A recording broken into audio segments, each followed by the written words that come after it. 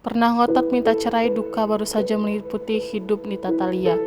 Tak pernah terbayangkan baginya kalau sang suami Nurdin Ruditya harus pergi begitu cepat.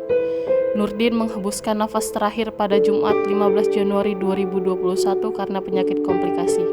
Padahal 2 bulan sebelumnya Nita Thalia dan Nurdin baru saja berseteru lantaran kasus perceraian keduanya. Ia sampai bersimpuh di samping jenazah.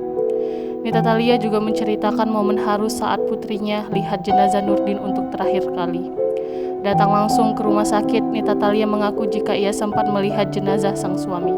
Meski awalnya tak ada izin untuk masuk, Nita Thalia akhirnya mendapatkannya dan melihat mantan suami untuk terakhir kali. Dalam tayangan Kopi Viral Selasa 19 Januari 2021, Nita Thalia mengaku jika ia memohon maaf di depan jenazah Nurdin Ruditya.